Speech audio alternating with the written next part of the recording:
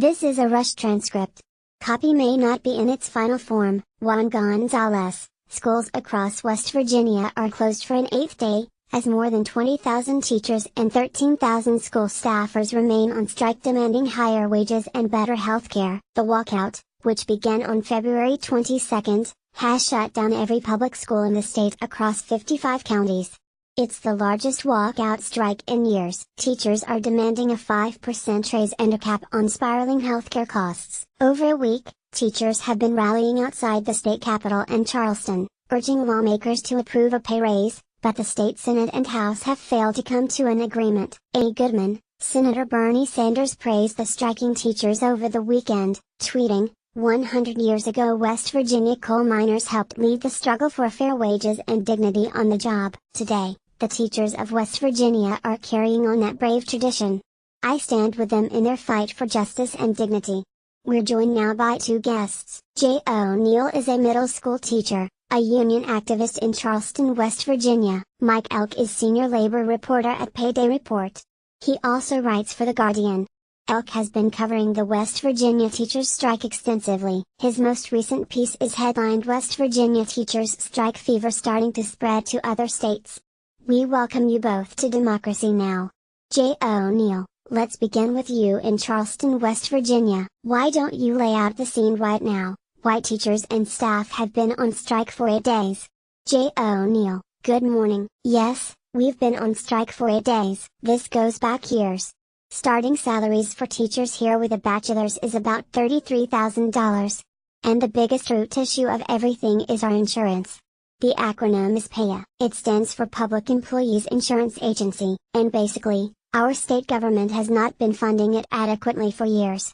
And so, every year there are new cuts. There's public hearings every November, and they basically tell you how much worse the insurance is going to get. This year they proposed moving to something called total family income, and so basing our premiums on the income of everyone in our family. So, for instance, my spouse has another job and works, and so they would base not just on my income, but on her income, as well, which meant my premium was going to double. And there's a lot of teachers who both of them, work in the school system, and they were going to see their premiums double, too. And I think people have just had enough, and they've decided they're not listening to us when we try to lobby, when we try to call, and so we've got to do something big. We've got to walk out to get them to listen. Juan Gonzalez. Now, Jay O'Neill. This is a wildcat strike. Could you talk about the laws in terms of striking in West Virginia and the role of the union leaders? Because, as I understand it, there are two teachers' unions that represent different portions of the workforce in West Virginia? Jay O'Neill, sure, we don't have collective bargaining here for teachers, and so teachers don't have to join a union. We have two unions, the West Virginia Education Association and the American Federation of Teachers in West Virginia. At any given school, you might have teachers who are a member of one or the other or neither. And so, without having collective bargaining, we actually don't have the right to strike as public employees. But people just felt like they didn't have any other option. In West Virginia right now, we have over 700 unfilled vacancies, as far as teaching positions. And so, I think we thought, really, who are they going to replace us with? At this point, we don't feel like we have a lot of other options. Juan Gonzalez. So, in the absence of an organized effort by the unions, how were you able to pull everyone out across the entire state? How did that happen? Jay O'Neill. Sure, so, a lot of organizing early on happened on Facebook. People connected over this grievance with the insurance, and as things began to build and develop, some of the southern counties, which historically is where kind of our labor militancy has happened, decided that they were going to do a one-day walkout, and I think that really spurred the rest of the counties on.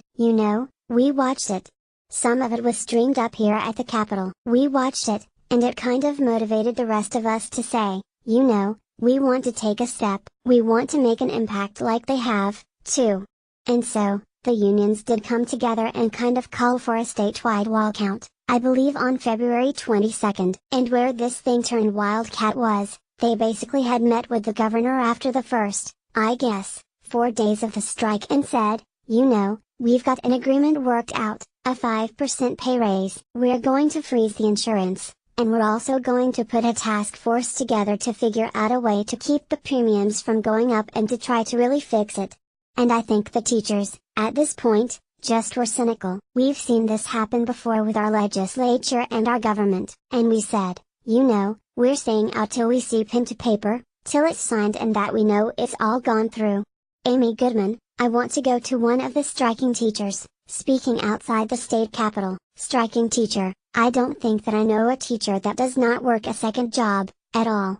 Like every teacher I know has at least 2 jobs. And I know one teacher who has 6 other jobs, Amy Goodman. So, let's bring in Mike Elk, who's been reporting on this from the beginning and extensively in West Virginia. In general, Mike, put this in the broader context and the politics of West Virginia right now, where the legislature went back last week on what the agreement was. Mikey, okay, well, Amy, I grew up partially in West Virginia. My father worked there as an organizer, trying to organize a plant in Parkersburg, West Virginia, a GE plant, and I worked there as a union organizer myself after college. As we've seen in West Virginia politics, there's a real history of big mass walkouts of this type to effect large-scale change.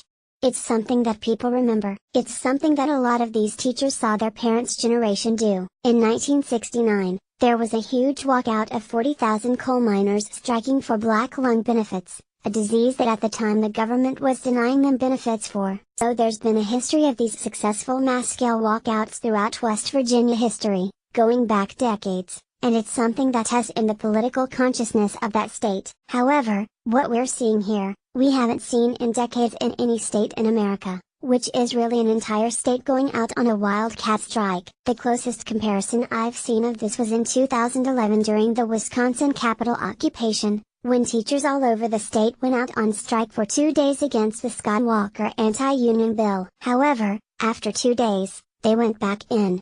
So we're really in uncharted territories in terms of recent labor history, and it's not quite clear when this wildcat is going to end, because right now the state legislature and the governor's office are trying to pass a bill that would raise pay by 5%. Currently, the state senate passed a bill that would raise pay by only 4%. It's going to go to conference committee today. It's unclear what will come out of that. However, even if they just pass the pay raises, it's not clear that teachers will go back in. The main issue and the sticking point has always been fixing the PAYA insurance program, the one that was talked about earlier. Currently, the governor of the state is proposing an increased tax on natural gas to pay for that. However, the Republicans in the state legislature and their allies in the fossil fuel industry are dead set against an increased tax on natural gas, so this could all be easily fixed if there was just a tax on natural gas. However, it doesn't appear that the traditional fossil fuel industries in West Virginia want to see that tax go through to end this teacher's strike. Juan Gonzalez, well, Mike, you talk about the uncharted waters that we're in terms of the labor movement nationwide, but there's also the teachers in Oklahoma, are very close to potentially going on strike. Could you talk about the ripple effects, given the fact that teachers across America have been under assault by conservative forces now for years, that this might have, that the West Virginia strike may have? Mikey, okay, well, I'm right here in Pittsburgh, which is about 45 minutes from the West Virginia border. We saw last week the effect that West Virginia was having. The Pittsburgh Federation of Teachers voted to strike last Monday. By Wednesday, they gave a 96-hour when they voted, notice when they voted to strike. By that Wednesday, the school district had folded and given them everything they wanted. And so, we're started to see that effect already play out here in Pittsburgh, in neighboring states to West Virginia, in Kentucky, as well as in southwestern Pennsylvania. There has been talk of striking in districts where the governor, Jim Justice, owes money. Now, the billionaire governor of West Virginia is also one of the largest landowners and co-owners in the state. He owes something like $15 million in taxes in 6 different states, and there's been talks, in counties in the neighboring states where he owes money, of striking in solidarity as the ones they sign. Now, it looks like there's a lot of talk in Oklahoma of striking sometime in early April. This is certainly inspiring a lot of action.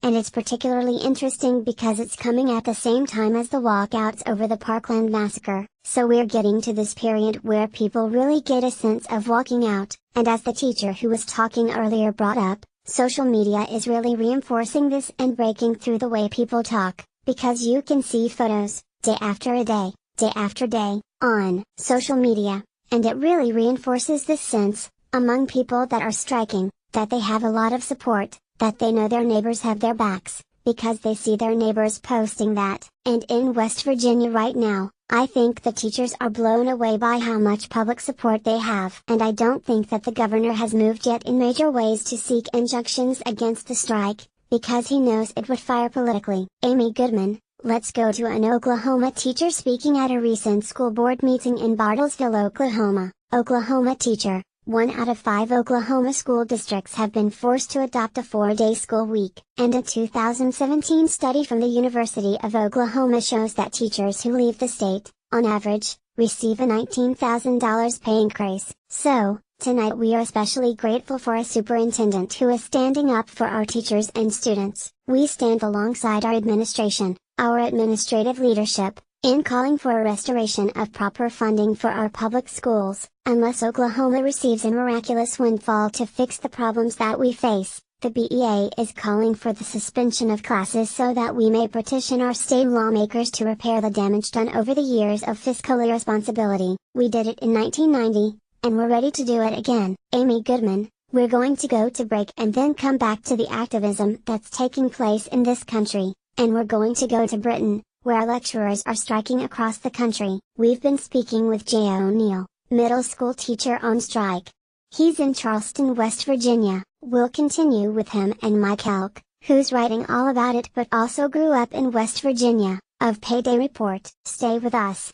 Break. Amy Goodman, Andra Day and Common singing Stand Up for Something from the film Marshall, about the first Black Supreme Court Justice, Thurgood Marshall. Common and Andra Day were joined on stage by Black Lives Matter co-founder Patrisse Khan-Cullors, #MeToo founder Tarana Burke, legendary civil rights activist Dolores Herda, a Syrian refugee child named Bana Alabed, Cecile Richards, the head of Planned Parenthood, and others.